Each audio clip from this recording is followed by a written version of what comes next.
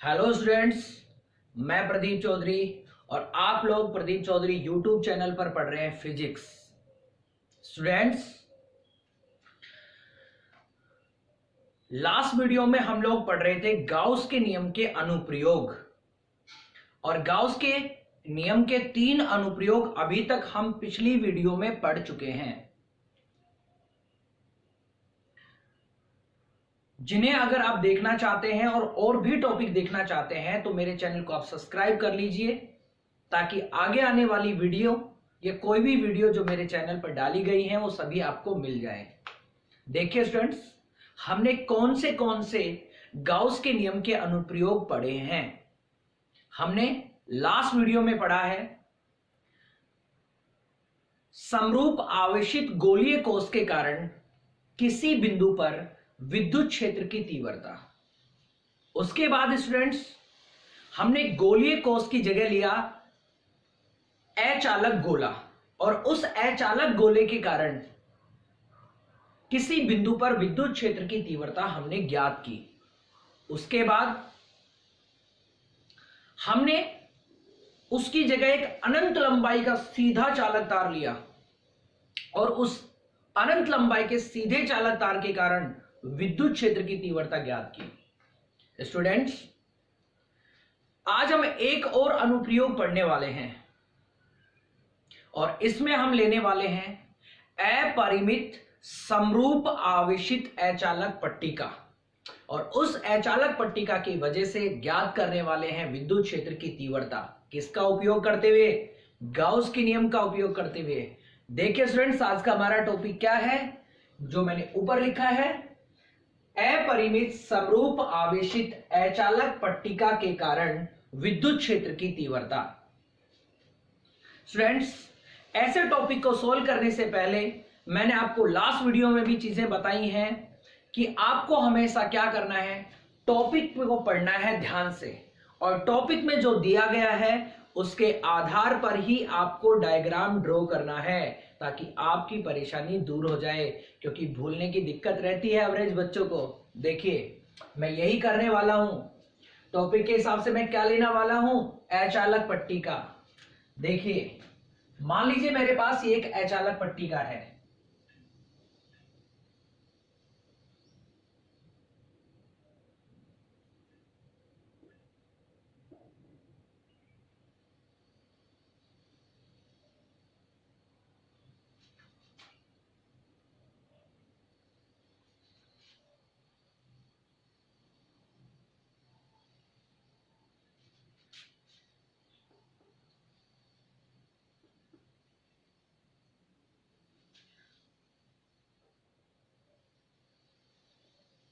Friends, ये हमारे पास क्या है, अचालक पट्टिका। कैसी?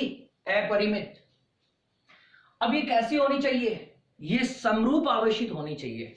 हम क्या करते हैं, प्लस क्यू आवेश को इस पर एक समान रूप से फैला देते हैं।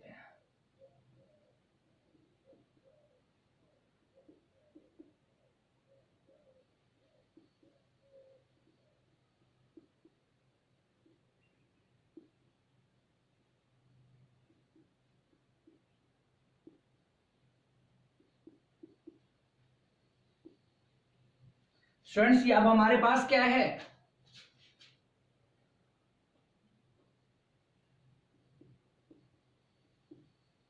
क्या है ये, अपरिमित समरूप आवेशित अचालक पट्टिका, और इसके कारण हमें क्या ज्ञात करना है, विद्युत क्षेत्र की तीव्रता। स्टूडेंट्स, विद्युत क्षेत्र की तीव्रता तो हमें ज्ञात करनी है, लेकिन किसके आधार पर ज्ञात करेंगे, गाउस की प्रमेय के आधार पर। और गाउस की प्रमेय किस पर लागू होती है, गाउसियन पृष्ठ पर।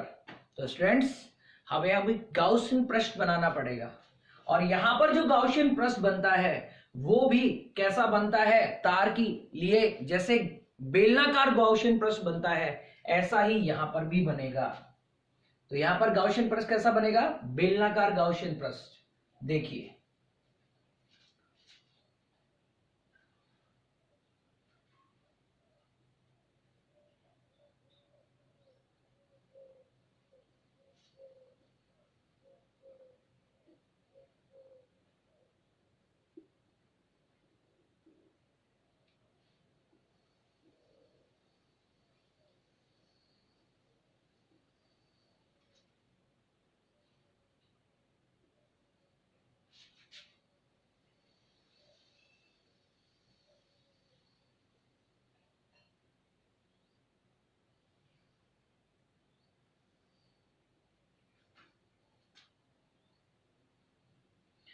तो ये है स्टूडेंट्स हमारे पास बेलनाकार गाउसियन प्रश्न। बेलनाकार आकृति आप समझते होंगे, जैसे मेरे पास ये मार्कर है, जैसे आपके घर में क्या है, ड्रम है, आपने देखा होगा।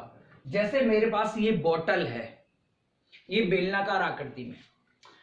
इसमें क्या होता है, 3 हिस्से होते हैं। एक इसका पैंदा होता है, एक इसका ढक्कन होता है, और एक क्या होता है, इसका बीच का हिस्सा आपको दिखाई दे रहा है, ये वाला हिस्सा होता है। और यहां पर जो है आपके पास ये बेलनाकार जो गाउसियन पृष्ठ है वो ऐसे लेटा हुआ है, ऐसे जैसे ये बोतल लेटी है ना, इस प्रकार से लेटा है।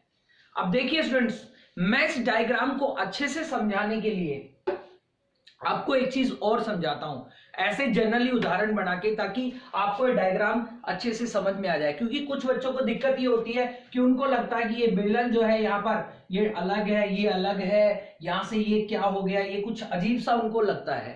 तो देखिए स्टूडेंट्स, मान लीजिए ये मेरे पास पट्टिका है, ये इस पर आवेश फैला हुआ है एक समान रूप से, और ये है हमारे पास बेलनाकार गाउसियन पृष्ठ। देखिए ये स्थिति इस प्रकार से है।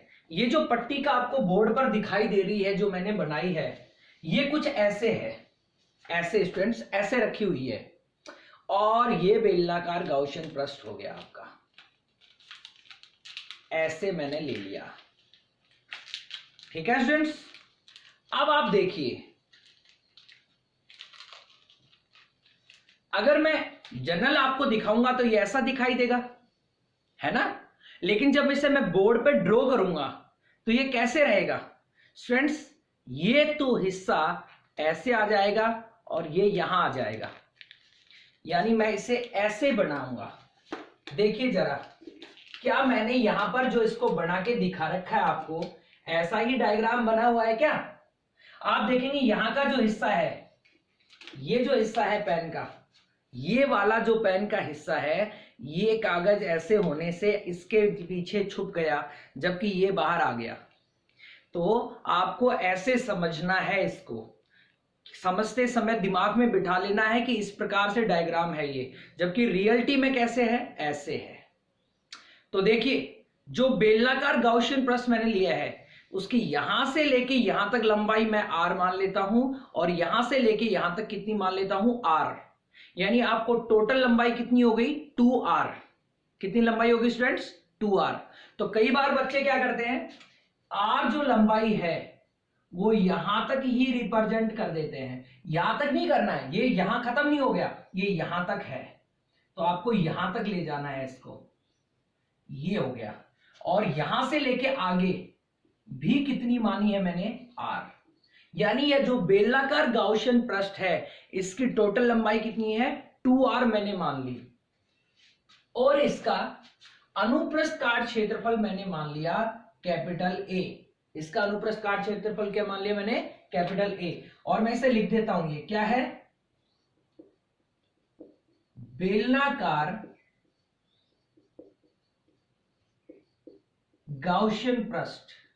ठीक है स्टूडेंट्स। अब देखिए स्टूडेंट्स, आप लोगों को पता है, अगर आपने पिछली वीडियो देखी है तो आपको पता है बेलनाकार गाउसियन पृष्ठ के कितने हिस्से होते हैं, 3 हिस्से होते हैं। ठीक है, उसकी बात बाद में करेंगे। तो सबसे पहले स्टूडेंट ध्यान दीजिए, मैंने क्या किया, सबसे पहले मैंने एक अचालक पट्टिका ली, उसके लिए Q आवेश एक समान रूप से फैलाया। फिर मैंने एक बेलनाकार गाउसियन पृष्ठ लिया। ये जो बेलनाकार गाउसियन पृष्ठ है, इसकी लंबाई कितनी है, 2r है। इसका अनुप्रस्थ काट क्षेत्रफल कितना है, a है स्टूडेंट्स। अब हमें क्या करना है, ये जो बेलनाकार गाउसियन पृष्ठ मैंने लिया है, इस बेलनाकार गाउसियन पृष्ठ का हम कितनी बार फ्लक्स निकालेंगे, 2 बार फ्लक्स निकालेंगे। एक बार फ्लक्स निकालेंगे हम इस फॉर्मूले से, और एक बार हम फ्लक्स निकालेंगे इस फॉर्मूले से।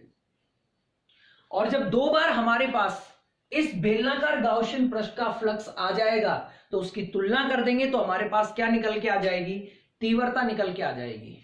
तो स्टूडेंट्स, आपको सिंपल सी ध्यान रखना है, पहले वस्तु लेनी है, फिर आपको आवेशित करना है एक समान रूप से, बेलनाकार गाउशियन पृष्ठ बनाना है, और जो बेलनाकार गाउशियन पृष्ठ आ जाए उसका कितनी बार फ्लक्स निकालना है, 2 बार इन फॉर्मूले से, और फिर उनकी क्या करनी है, तुलना करनी है। तो देखिए स्टूडेंट्स, मैं अब यही करने वाला हूं, ये जो बेलनाकार गाउशियन पृष्ठ है इसका मैं फ्लक्स निकालने वाला हूं। देखिए मैं लिखूंगा, अतः संपूर्ण बेलनाकार गाउशियन पृष्ठ का विद्युत फ्लक्स। अब स्टूडेंट देखिए, इसका हमें बेलनाकार गाउशियन पृष्ठ का विद्युत फ्लक्स निकालना है। इस पूरे बेलनाकार गाउशियन पृष्ठ का फ्लक्स निकालने के लिए हमें क्या करना पड़ेगा स्टूडेंट्स, बेलनाकार गाउशियन पृष्ठ में 3 भाग होते हैं। जैसे ये है, इसके 3 हिस्से हैं। एक तो ये ढक्कन हो गया, एक ये पैंदा हो गया, और एक ये हो गया। ये हमारे पास इसका क्या करना है, फ्लक्स निकालेंगे। यानी बेलनाकार गाउशियन पृष्ठ का फ्लक्स निकालने के लिए हमें कितने हिस्सों का फ्लक्स निकालना पड़ेगा, 3 हिस्सों का, 3 भाग का फ्लक्स निकालना पड़ेगा, और फिर उनको जोड़ना पड़ेगा। देखिए वो कौन कौन से भाग हैं। एक, ये मान लीजिए हमारे पास S1 भाग है, S1 भाग, इसको मैंने नाम दे दिया S2 भाग। आप चेंज भी कर सकते हैं इनको, ठीक है स्टूडेंट्स। और एक हिस्सा कौन सा हो गया, एक तो ये हो गया, एक ये हो गया, और एक ये वाला हिस्सा हो गया। तो मैं इसको नाम दे देता हूं, ये वाला हमारा कौन सा, यहां से लेके यहां तक कौन सा हिस्सा है, S3 भाग, S3 भाग। ये मैं इसको ऐसे रिप्रेजेंट कर देता हूं। अब स्टूडेंट देखिए, हम क्या करेंगे, आपको पता है ये जो पृष्ठ है, आगे का जो हिस्सा है, इसका पैंदा है मान लीजिए, इसकी जो दिशा है वो कहां होगी, पृष्ठ के लंबवत बाहर की ओर। कहां होगी, पृष्ठ के लंबवत बाहर की ओर।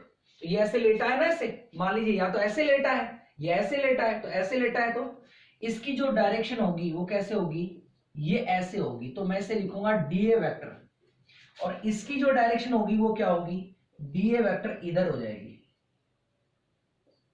ठीक है।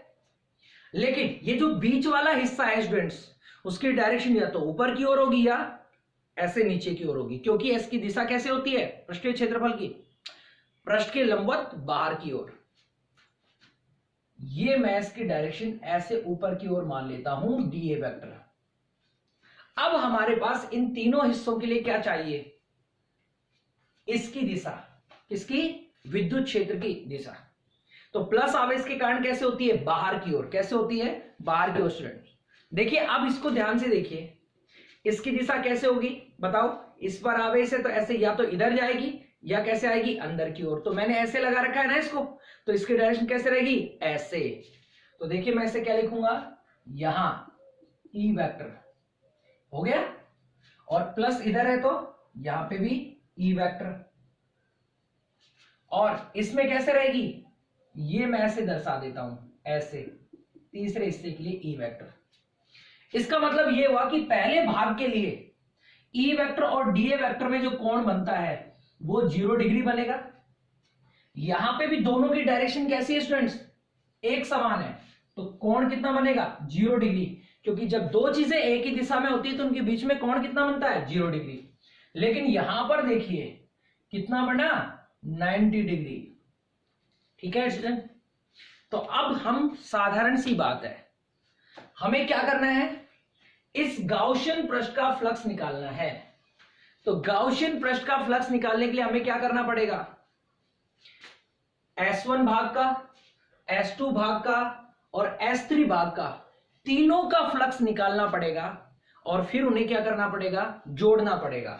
यानी मैं कैसे लिखूंगा, फाई बराबर इंटीग्रेशन S1 ई वेक्टर, या डायरेक्ट लिख देता हूं E DA cos theta plus integration S2 E DA cos theta, और तीसरा हमारे पास क्या हो जाएगा, integration E DA cos theta. ठीक है स्टूडेंट्स, इसको हम समीकरण 1 लिख देते हैं। तो ये S1 भाग का, ये S2 भाग का, और ये किसका है? S3 भाग का।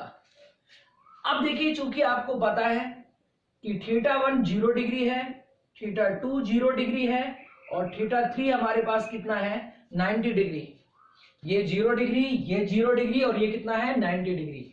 अब ये मान जो है हम यहां रख देंगे, तो हमारे पास स्टूडेंट्स क्या आएगा बताइए? Integration S1 EDA cos 0 degree plus integration EDA cos 0 degree and integration EDA cos 90।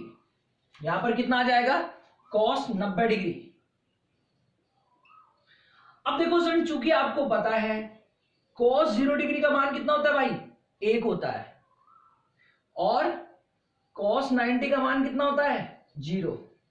अब देखो इसका मतलब, ये जो आपको दिखाई पड़ रहा है ना, ये इनकी जगह तो एक एक रखा जाएगा, तो क्या आएगा बताओ? इसकी जगह 1 रखेंगे तो क्या मिलेगा? E integration DA plus E बाहर, ये बाहर लेते हैं, इंटीग्रेशन DA, क्योंकि cos 0 का मान कितना हो गया? 1, और प्लस cos 90 का मान स्टूडेंट्स कितना है? 0। तो जब इसकी जगह हम 0 रखेंगे तो ये पूरा का पूरा क्या हो जाएगा? तीसरा भाग 0 हो जाएगा। ठीक है, 2 रह गए। अब देखो फाई बराबर, सिंपल सी कहानी है, E आ गया। अब आपको एक बात पता है कि dx का समाकलन क्या होता है? x। तो dA का समाकलन क्या आएगा स्टूडेंट्स? dA आएगा। ठीक है, और ऐसे ही इसका क्या आएगा? EA। ओके, तो फाई बराबर में क्या हो गया? EA प्लस EA कितना हो गया? 2EA। तो ये हमारे पास आ गया यहां पर, ये जो गाउसियन पृष्ठ है हमारे पास, इसके लिए उसका फ्लक्स आ गया। हमने इसका एक बार फ्लक्स निकाल लिया। अब हम क्या करेंगे? इसी का हम दोबारा से फ्लक्स निकालेंगे, लेकिन अब की बार हम किसके आधार पर निकालेंगे? गाउस की प्रमेय से। किससे निकालेंगे? गाउस की प्रमेय से। तो क्या लिखेंगे? पुनः गाउस की प्रमेय से। बोलिए, गाउस की प्रमेय से जब हम सोल्व करेंगे, तो गाउस की प्रमेय से जब भी कभी सोल्व करते हैं तो फ्लक्स का मान क्या होता है? फाई बराबर में सिग्मा क्यू अपॉन एप्सिलॉन 0। चूंकि स्टूडेंट सिग्मा क्यू बराबर, बोलिए, सिग्मा क्यू का मान यानी टोटल आवेश कितना है? यहां पर क्यू है, तो यहां क्यू लिखेंगे। तो क्या लिखेंगे? फाई बराबर, बोलिए, क्यू अपॉन एप्सिलॉन 0।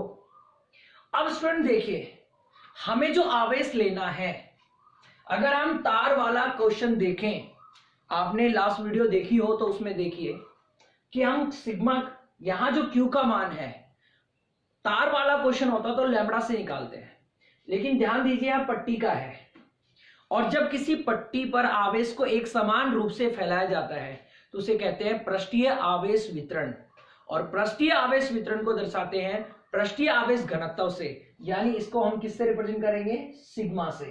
तो हम क्या लिखेंगे स्टूडेंट्स? यहां पे हम लिखेंगे, चूंकि सिग्मा बराबर में Q बटा A, इसलिए हमारे पास क्या आ जाएगा बताइए? Q की वैल्यू ये इधर आएगा, Q बराबर में सिग्मा A। तो हम इस Q की जगह क्या लिख देंगे स्टूडेंट्स? सिग्मा A लिखेंगे। क्या लिखेंगे बताइए? Sigma A। तो मैं क्या लिखूंगा? फाई बराबर में Q की जगह क्या लिखूंगा? सिग्मा A बटा कितना है? एप्सिलॉन 0। समीकरण कितनी हो गई? 3 हो गई स्टूडेंट्स। अब हमने क्या कर लिया? हमने स्टूडेंट्स यहां पर इसके लिए 2 बार फ्लक्स का मान ज्ञात कर लिया, एक बार समीकरण 2 और एक बार समीकरण 3। अब हमें क्या कर देना चाहिए? इन दोनों की तुलना कर देनी चाहिए। तो हम क्या कहेंगे? अतः समीकरण 2 व 3 से, भाई समीकरण 2 और 3 को सोल्व करेंगे तो क्या लिखेंगे बताओ? 2EA बराबर sigma A upon epsilon 0। A से A कैंसिल आउट हो गया स्टूडेंट्स, और तुम्हें इस क्वेश्चन में क्या फाइंड आउट करना है? विद्युत क्षेत्र की तीव्रता, और विद्युत क्षेत्र की तीव्रता को किससे डिनोट करते हैं? E से। तो हम ई को यही रख लेंगे, लेकिन 2 को उधर ले जाएंगे, तो हम क्या लिखेंगे स्टूडेंट्स को बताइए? हम लिखेंगे E equal to sigma upon 2 epsilon 0। और अगर मैं इसे सदिश रूप में लिखूं तो कैसे लिखूंगा? E वेक्टर बराबर में sigma upon 2 epsilon 0 n cap. तो ये हमारे पास क्या आ गई? अपरिमित समरूप आवेशित अचालक पट्टिका के कारण विद्युत क्षेत्र की तीव्रता। लेकिन स्टूडेंट देखिए, क्या इसमें कहीं दूरी वगैरह आई क्या? क्या ये तीव्रता दूरी पर निर्भर करती है क्या? नहीं करती। तो स्टूडेंट ध्यान दीजिए, अपरिमित समरूप आवेशित अचालक पट्टिका के कारण जो तीव्रता उत्पन्न होती है वो दूरी पर निर्भर नहीं करती। यानी इस पट्टिका के नजदीक जितने भी बिंदु होंगे उन सभी बिंदुओं पर विद्युत क्षेत्र की तीव्रता का मान एक समान होगा। यानी पट्टिका के पास जितने भी बिंदु होंगे उन सभी बिंदुओं पर विद्युत क्षेत्र तीव्रता का मान क्या होगा? एक समान। अगर इनका ग्राफ बनाने के लिए बोले कि विद्युत क्षेत्र की तीव्रता का दूरी के साथ ग्राफ बनाइए, तो दूरी के साथ कोई प्रभाव पड़ता है नहीं, तो हम क्या कहेंगे? ये हमारे पास ले लेते हैं तीव्रता और ये दूरी, यानी दूरी बढ़ती जाएगी और तीव्रता में कोई परिवर्तन नहीं आए तो कैसा ग्राफ आएगा? ये आएगा। ठीक है। और अगर सिग्मा के साथ बनवाए तो स्टूडेंट दोनों में कैसा रिलेशन है? ये ऊपर है ना, तो समानुपाती है, यानी सिग्मा की है पृष्ठीय आवेश घनत्व का मान बढ़ेगा तो ई का मान भी बढ़ेगा। तो हम ऐसे बनाएंगे समानुपाती के लिए। ठीक है स्टूडेंट्स। तो आराम से आप एक तो डायग्राम को माइंड में बिठाइए और सॉल्व कीजिए, कोई दिक्कत आएगी है नहीं इसमें। मेरे हिसाब से बहुत आसान सी चीजें हैं। बस आपको ये करना है कि ये जो बेलनाकार गॉसियन पृष्ठ बना है तार वाले में ऐसे सीधा रहता है, ये ऐसे आप देख पा रहे होंगे, इसमें इस प्रकार से उसमें तार होता है और ये ऐसे रहता है, और इसमें कैसे है? ये ऐसे लेटा हुआ है। ठीक है। ठीक उसी प्रकार से हमने फ्लक्स का मान निकाला है। यहां पर जो हमारे पास है इसका कितनी बार फ्लक्स का मान निकाला है? 2 बार।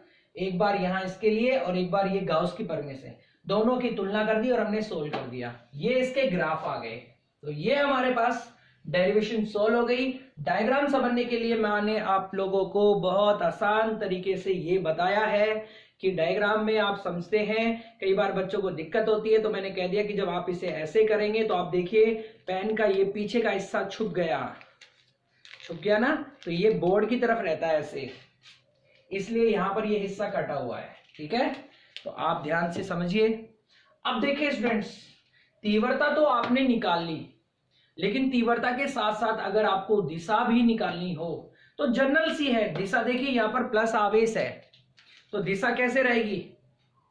ये जो पट्टिका है प्लस आवेश के कारण कहां रहती है? बाहर की ओर, तो पट्टिका के लंबवत बाहर की ओर।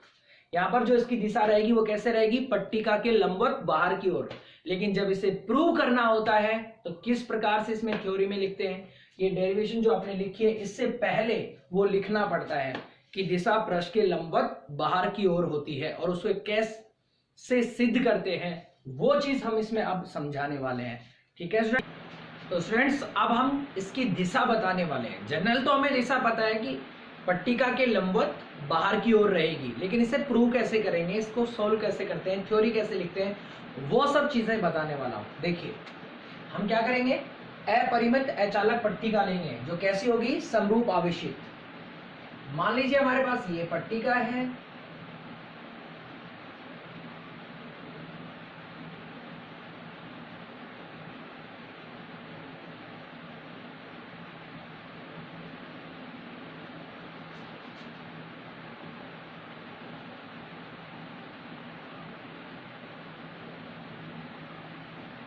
ठीक है स्टूडेंट्स, ये हमारे पास पट्टिका है, ये इस पर एक समान रूप से आवेश वितरित है।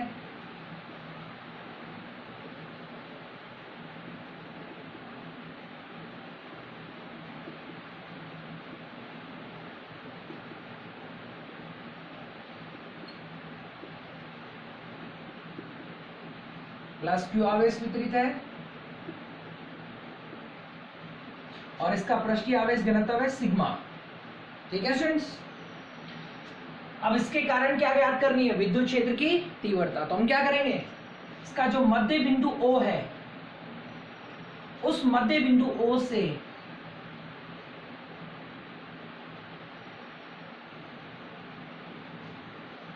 स्मॉल r दूरी पर हम एक बिंदु P लेते हैं और इस बिंदु P पर हमें क्या ज्ञात करना है स्टूडेंट्स, विद्युत क्षेत्र की तीव्रता। अब देखो, तीव्रता तो अभी मैंने ज्ञात करके बता दी आपको, जो हमारे पास ये आ गई थी, E बराबर में सिग्मा अपॉन 2 एप्सिलॉन 0। ठीक है, लेकिन अब जरा ध्यान दीजिए, अब हमें इसकी दिशा बतानी है, और दिशा कैसे आती है, पृष्ठ के लंबवत बाहर की ओर। लेकिन वो प्रूव कैसे करेंगे, विद्युत क्षेत्र की तीव्रता की दिशा बताने के लिए हमारे पास ये जो पट्टिका है, इस पूरी पट्टिका को हम छोटे छोटे अल्पांशों में बांट लेंगे, छोटे छोटे डीए वेक्टर अल्पांशों में बांट लेते हैं।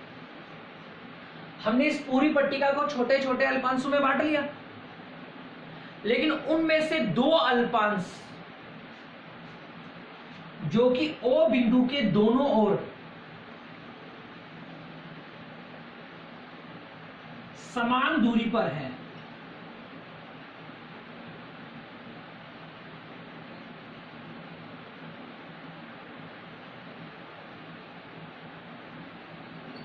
हमने क्या किया, इस पट्टी में जितने भी अल्पांश थे उनमें से कितने अल्पांश ले लिए, 2। और वो अल्पांश क्या है, O बिंदु से दोनों ओर समान दूरी पर है और P बिंदु से भी क्या है, समान दूरी पर है। मान लीजिए ये अल्पांश है dA1 और ये अल्पांश है dA2, ये यहां से और यहां पर ऐसे समान दूरी पर हैं ये। ठीक है, अब स्टूडेंट देखिए, अल्पांश है, इन अल्पांशों पर भी थोड़ा बहुत तो आवेश होगा और उन आवेशों के कारण इस पर तीव्रता उत्पन्न होगी।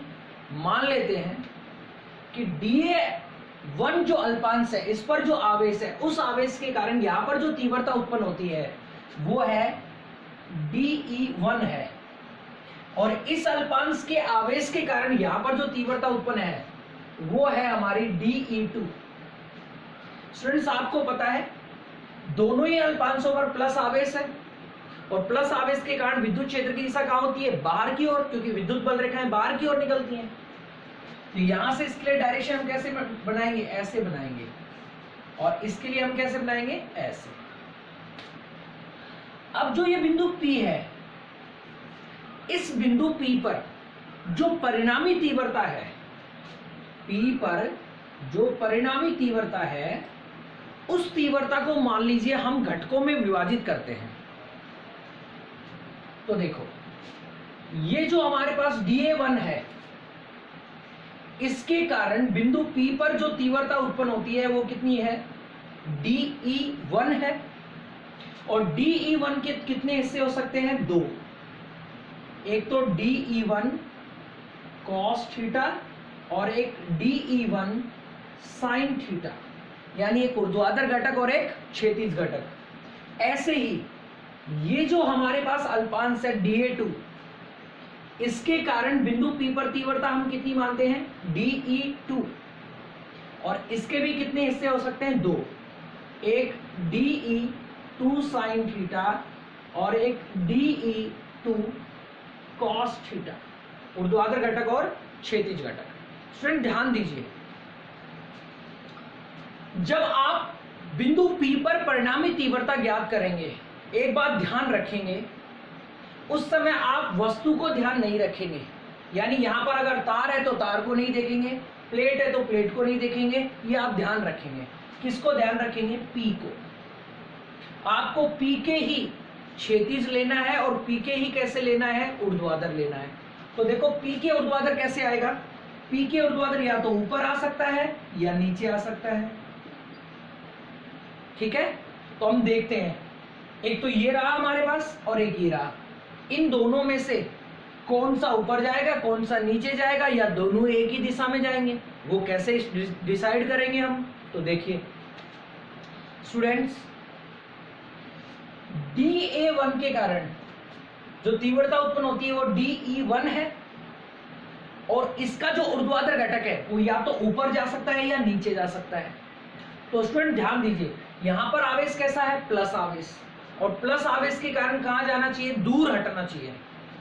तो एक बात बताइए, ये जो डायरेक्शन जा रही है ऊपर, ये इससे दूर हट रही है क्या, या ये दूर हट रही है? तो आप समझ जाएंगे इन दोनों में से ये वाला जो है dA1 से दूर जा रहा है। तो हम यहां लेंगे dE1 sin थीटा, करेक्ट। तो ये तो हो गया इसका क्षैतिज ऊर्ध्वाधर घटक। अब देखिए, इसके कारण जो तीव्रता उत्पन्न होती है ये है, और इसका ऊर्ध्वाधर घटक P बिंदु पर ऊर्ध्वाधर या तो ऊपर जा सकता है या नीचे जा सकता है। तो देखो ऊपर जाएगा कि नीचे जाएगा। तो dA2 के कारण प्लस आवेश है यहां पर, तो दूर हटना चाहिए। तो यहां पर कहां जाएगा, ऊपर की ओर, dE2 sin थीटा। अब देखो, अब हम क्षैतिज घटक लेते हैं। बेटा क्षैतिज घटक जो यहां पर है वो बिंदु P के क्षैतिज देखना है। तो क्षैतिज या तो आपको आगे जा सकता है या इधर आ सकता है, हमें डिसाइड करना है किधर जाएगा। आप ध्यान देंगे कि दोनों ही अल्पांशों पर आवेश धनावेश है, तो दोनों से ही क्या होना चाहिए, दूर हटना चाहिए। इसका मतलब इधर तो आ नहीं सकता, तो दोनों इधर ही जाएंगे। हम दोनों को लिख देंगे dE1 cos थीटा और dE2 cos थीटा। अगर आप ध्यान से देखेंगे तो आपको यह बात समझ में आ रही होगी कि पट्टिका की ये समांतर है, जबकि समांतर घटक कौन सा होता है, क्षैतिज घटक। तो इसलिए ये ध्यान रखना है आपको कि जब आप ये बनाएंगे तो ऐसे कंफ्यूज नहीं होंगे। ये ऊर्ध्वाधर घटक है, किसके ऊर्ध्वाधर, बिंदु P के ऊर्ध्वाधर है, और ये क्षैतिज घटक है, किसके क्षैतिज, बिंदु P के। अब देखिए घटक जितने भी इनके मान बराबर हैं, तो ये जो ऊर्ध्वाधर घटक है, ऊर्ध्वाधर घटक क्या है, परिमाण में समान है और दिशा में विपरीत। परिमाण में समान और दिशा में विपरीत होने के कारण ये क्या हो जाएंगे, कैंसिल आउट। यानी बिंदु P पर जो तीव्रता उत्पन्न हो रही है वो तीव्रता इसके और इसके कारण उत्पन्न नहीं हो रही है। तो किसकी वजह से हो रही है, इनकी वजह से। क्यों, क्योंकि क्षैतिज घटक एक ही दिशा में होने के कारण क्या हो जाते हैं, जुड़ जाते हैं। तो स्टूडेंट्स, बिंदु P पर जो तीव्रता उत्पन्न होती है वो किसके कारण उत्पन्न होती है, क्षैतिज घटक के कारण। अब ये बिंदु P के तो क्षैतिज हैं, लेकिन गौर से देखिए पट्टिका के क्षैतिज है क्या, नहीं, पट्टिका के तो ये कैसे हैं, लंबवत हैं। तो आप क्या कहोगे, अपरिमित समरूप आवेशित अचालक पट्टिका के कारण विद्युत क्षेत्र की तीव्रता की दिशा कैसे है, पट्टिका के लंबवत बाहर की ओर। देखो पट्टिका ऐसे है तो इसके लंबवत बाहर की ओर, ये पट्टिका ऐसे है तो दिशा कैसे है, पट्टिका के लंबवत बाहर की ओर। ठीक है स्टूडेंट्स, इस प्रकार से आपको बताना है, कंफ्यूज नहीं होना कि जब ये डायग्राम ड्रॉ आप करते हैं, घटक बनाते हैं, तब पट्टिका को नहीं देखना, सिर्फ बिंदु P को देखना है, इसी के ऊर्ध्वाधर लेना है, इसी के क्षैतिज लेना है। लेकिन जब पूरा हो जाए तब आपको किसको देखना है, वस्तु को देखना है, और फिर वस्तु के आधार पर बताना है। ठीक है, अब देखिए स्टूडेंट्स, अब बात करते हैं कि आप इसकी थ्योरी कैसे लिखेंगे। तो थ्योरी में एक विशेष ध्यान रखेंगे, आपको रटना नहीं है भाई, क्योंकि रटेंगे तो कितनी लाइनें रटेंगे, एक पेज हो गया, आधा पेज हो गया, बहुत सारी थ्योरी हो जाएगी। नहीं, आपको क्या करना है स्टूडेंट, जैसे कक्षा 10 में आप मैथमेटिक्स में रचना करते थे, ठीक वैसे ही लिखना है। जो जो आपने इसमें किया है वो सिंपल लैंग्वेज में लिख दीजिए। जैसे मैं आपको बता देता हूं क्या किया। सबसे पहले आपने एक पट्टिका ली है, उस पर Q आवेश एक समान रूप से फैला है, इसका पृष्ठीय आवेश घनत्व कितना है स्टूडेंट्स, सिग्मा है। फिर इसके O बिंदु से R दूरी पर क्या लिया है आपने, P बिंदु लिया है, उस पर आपको क्या ज्ञात करनी है, विद्युत क्षेत्र की तीव्रता, जो हम ज्ञात कर चुके हैं। अब क्या ज्ञात करनी है, तीव्रता की दिशा। तो तीव्रता की दिशा ज्ञात करने के लिए आपने क्या किया, पूरी पट्टी को छोटे छोटे में अल्पांशों में बांट दिया और उनमें से 2 अल्पांश आपने कहां पे लिए, O बिंदु के दोनों ओर समान दूरी पर, dA1 और dA2। इन दोनों के कारण बिंदु P पर तीव्रता कौन सी उत्पन्न हो रही है, dE1 और dE2। फिर आपके पास बिंदु P पर जो तीव्रता आई थी उसको आपने क्या किया, क्षैतिज और ऊर्ध्वाधर घटकों में बांटा। फिर आपने क्या किया, आपको पता चला कि ऊर्ध्वाधर घटक तो क्या हो गए, परिमाण में समान और दिशा में विपरीत होने की वजह से निरस्त हो गए, लेकिन क्षैतिज घटक क्या हो गए, जुड़ गए एक ही दिशा में होने के कारण। तो आपको पता चल गया कि बिंदु P पर जो तीव्रता है वो किसकी वजह से उत्पन्न हुई है, क्षैतिज घटक के कारण। लेकिन जो क्षैतिज घटक है वो पट्टिका के कैसे हैं, लंबवत बाहर की ओर, इसलिए विद्युत क्षेत्र की तीव्रता की दिशा कैसे आएगी, लंबवत बाहर की ओर। तो स्टूडेंट्स, इसी को अगर आप शब्दों में लिखना चाहें तो देखिए कैसे लिख सकते हैं, ध्यान दीजिए। मैं धीरे धीरे इनको देखते हुए बोलूंगा और आपको भी ऐसे लिखने या याद करने की कोशिश करनी है। देखिए, माना कोई अपरिमित अचालक पट्टिका है जिस पर Q आवेश एक समान रूप से वितरित है तथा इसका पृष्ठीय आवेश घनत्व सिग्मा है और इसके मध्य बिंदु O से R दूरी पर कोई बिंदु P स्थित है जिस पर विद्युत क्षेत्र की तीव्रता ज्ञात करनी है तथा तीव्रता की दिशा ज्ञात करने के लिए संपूर्ण पट्टिका को छोटे छोटे अल्पांश dA वेक्टर में विभाजित कर लेते हैं, जिनमें से 2 अल्पांश dA1 व dA2 पट्टिका के केंद्र O के दोनों ओर समान दूरी पर लेते हैं तथा ये बिंदु P से भी समान दूरी पर स्थित है। माना इन अल्पांशों के कारण बिंदु P पर तीव्रता dE1 व dE2 उत्पन्न होती है तथा बिंदु P पर परिणामी तीव्रता को घटकों में विभाजित करने पर तीव्रता के ऊर्ध्वाधर घटक परिमाण में समान और दिशा में विपरीत होने के कारण निरस्त हो जाते हैं, लेकिन क्षैतिज घटक एक ही दिशा में होने के कारण जुड़ जाते हैं। अतः बिंदु P पर तीव्रता क्षैतिज घटक के कारण उत्पन्न होती है जिनकी दिशा पट्टिका के लंबवत बाहर की ओर होती है। अतः अपरिमित समरूप आवेशित अचालक पट्टिका के कारण विद्युत क्षेत्र की दिशा पट्टिका के लंबवत बाहर की ओर होती है। इस प्रकार से आप लिख सकते हैं। इनको याद करने की बजाय आप जैसे मैंने बोला है इस प्रकार से आप बोलिए और टॉपिक को सॉल्व कीजिए। स्टूडेंट्स, इस थ्योरी को काफी बच्चों को बहुत बड़ी लगती है, तो आप देखिए जो अनंत लंबाई का चालक तार वाला टॉपिक था उसकी दिशा जैसे ज्ञात करते हैं, ठीक इसकी दिशा भी ऐसे ही होती है। देखिए स्टूडेंट्स, इसमें किस प्रकार से है, मैं कुछ हिस्सा हटा देता हूं, ये जो पट्टिका है इसका हिस्सा हटा देता हूं। देखिए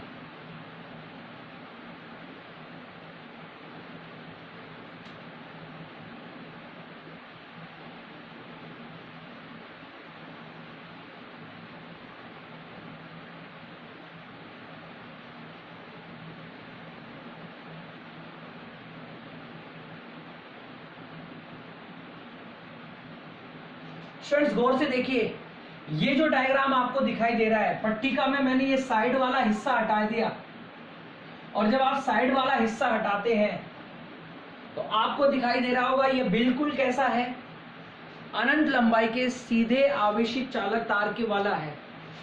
इस थ्योरी में और उस थ्योरी में कोई फर्क नहीं है। जहां पर आपने अनंत लंबाई का सीधा चालक तार बोला है, इसके अंदर आप बोल सकते हैं अचालक पट्टिका। इसके अलावा कोई भी फेरबदल नहीं है। डायग्राम में भी बस यही था। देखिए, पट्टिका बनाते हैं तब हम इस प्रकार से बना देते हैं। और ये हमारे पास बन गई पट्टिका। और अगर हम इसे हटा देंगे तो बन जाएगा तार। सेम, कोई बदलाव नहीं है। इसकी थ्योरी लिखते समय सिर्फ ध्यान रखना है, जहां अनंत लंबाई का चालक तार लिखते हैं वहां पर आप क्या लिख सकते हैं, अपरिमित अचालक पट्टिका। इसके अलावा कहीं कोई फेरबदल नहीं है। धन्यवाद। आप लगातार टॉपिक को देखते रहिए और वीडियोस को देखते रहिए, आपको अच्छा समझ में आएगा। कोई दिक्कत आती है तो कमेंट्स बॉक्स में कमेंट्स कीजिए और मेरे साथ पढ़ते रहिए फिजिक्स। हंसते रहिए, मुस्कुराते रहिए। धन्यवाद।